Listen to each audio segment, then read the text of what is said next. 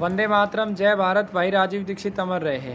आज बीमारियां जो तेज़ी से बढ़ रही हैं, हम एक तरफ चर्चा करते हैं जो दिखने वाले कारण हैं और जो दिखने वाले नहीं हैं। दो प्रकार के कारण हैं बीमारियों के पीछे, एक दिखने वाले और एक जो दिखते नहीं हैं। तो आज दोनों कारणों पे चर्चा करेंगे। जो दिखने वाले कारण है उसमें आता है आपका गलत खान पान, केमिकलों का इस्तेमाल, सही समय पे नहीं खाना, सही समय पे नहीं उठना, और आपके रसोई के अंदर जो पिसे हुए मसाले हैं, जो मिलावटी हैं, नकली दूध है, कोलगेट है, चाय है, कॉफ़ी है, ये सब कारण दिखने वाले हैं। और जो दूसरा कारण है बीमारी का जो किसी को नहीं दिखता, वो कारण है प्रेम का अभाव, खुशी का अभाव, रिश्तों में तनाव है, व्यक्ति डिप्रेशन में है, जो प्रमुख कारण है। विशेष रूप से कैंसर का जो प्रमुख कारण है उसमें तनाव, मानसिक तनाव, खुश न रहना, रिश्तों में खुशियों का अभाव, ये सबसे बड़ा कारण है। और अगर हम दोनों कारणों पे समानांतर रूप से काम करें तो रोगी बहुत अच्छे से ठीक हो सकता है। उसका मेरे पास एक लाइव उदाहरण है। एक बहन जी है हमारी, अटेली के पास बजाड़ गांव है इनका, गीता, और इनके साथ इनके भाई भी हैं।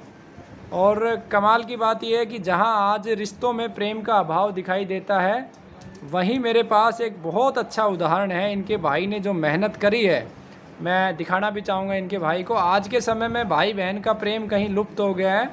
आज सुबह से ये दूसरे रोगी हैं जो मैंने देखा है कि भाई ने बहुत मेहनत करी है। मेरे पास 3 दिन पहले एक रोगी और भी रुक के गया है, जिसकी बहन ने भाई के लिए बहुत मेहनत की। 7 दिन तक वो यहाँ पे रुके भी, तो मुझे खुशी भी हुई, क्योंकि जब ये रोगी हमारे पास आए थे तो ये मुंह से पानी भी नहीं गिटक पा रहे थे। और आज इनके भाई की मेहनत की बदौलत, एक दूसरे को हिम्मत दिया, प्रेम दिया, उसी की बदौलत अब ये रोगी 15 दिन के बाद सब्जियां भी, कच्ची सब्जियां भी खा रहे हैं, जूस भी पी रहे हैं, सभी दवा भी ले पा रहे हैं। तो ये कमाल है रिश्तों का। और ये रिश्ते और प्रेम हमें तभी प्राप्त हो सकता है जब हम भारतीय संस्कृति की ओर लौटेंगे। अगर हम इस अंग्रेजी सभ्यता की तरफ इसी तरीके से बढ़ते रहे तो खुशियों का अभाव रहेगा और बीमारियों का प्रभाव रहेगा, यानी कि खुशियों का अभाव और बीमारियों का प्रभाव। तो आगे मैं इनके भाई से जानूंगा। आपका क्या नाम है? राकेश। राकेश जी, कहाँ से आप? बाजार से। बाजार से। तो जब आप बहन जी को लेके आए थे, पहले तो मैं आपका धन्यवाद करता हूँ कि इस घोर कलयुग में, कलयुग भी नहीं कहूँगा, घोर स्वार्थ युग में आप अपनी बहन के लिए इतना कर रहे हैं। तो उस समय इनके गले की क्या स्थिति थी? गले में कुछ भी नहीं लिया जा रहा था, पानी पिया नहीं जा रहा था, खाए भी कुछ नहीं जा रहा था जी। और 15 दिन की दवा के बाद अब ये ठीक हो गया। 15 दिन बाद सही है थोड़ी। खाना मतलब ये सब्जियां खा पा रही है, पानी भी पी पा रही है जी। अब मैं आपको बहन जी से भी बात कराऊंगा। बहन जी, खा पा रहे हैं आप? हाँ जी, खा पा रही हूँ। जूस भी ले रहे हैं? हाँ जी। हरी सब्जियां भी खा रहे हैं? जो परहेज बताएं सब पूरे कर रहे हैं? हाँ जी। तो ये आप कभी कभी आप महसूस कीजिएगा, एक ही दवा और 25 रोगियों को हम देते हैं, एक रोगी के ऊपर इतना अच्छा परिणाम है और दूसरे पे परिणाम नहीं आता।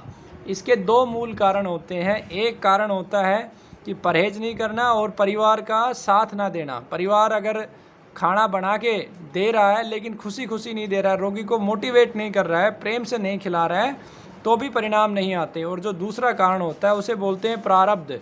आयुर्वेद में ये शब्द है प्रारब्ध, कि व्यक्ति को पुनर्जन्म, पिछले जन्म के कर्मों का भुगतान भी बीमारी के रूप में करना होता है। तो ये 2 मुख्य कारण बनते हैं कि रोगी के ठीक न होने के। हालांकि प्रारब्ध को तो हम डिफाइन नहीं कर सकते, उसको हम ना तो उसको कोई साबित कर सकते हैं आज के समय में, लेकिन परहेज न करना, रोगी का हौसला न बढ़ाना, वो एक बड़ा कारण है। तो आपके सामने है गौमाता और प्रकृति के माध्यम से किस तरीके से जो रोगी 15 दिन पहले पानी भी अंदर नहीं लेके जा रहा था, गले का कैंसर है, आज 15 दिन के बाद सब्जियां भी खा रहा है, जूस भी पी रहा है, दवा भी ले रहा है। तो ये परिणाम है इन रोगियों की मेहनत का, भाई राजीव दीक्षित जी के ज्ञान का, भारतीय संस्कृति का, गौ माता का और बाबा जयराम दास जी का आशीर्वाद है। बहुत बहुत धन्यवाद। आपको कैसा लग रहा है? बढ़िया लग रहा है जी। ठीक है, बहुत। आपका मोबाइल नंबर बोलेंगे? 80 53 72 14 25।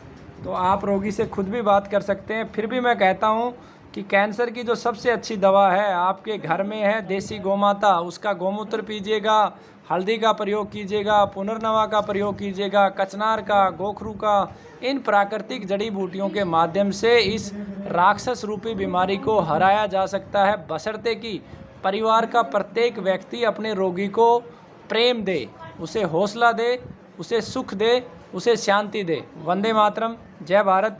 भाई राजीव दीक्षित अमर रहें।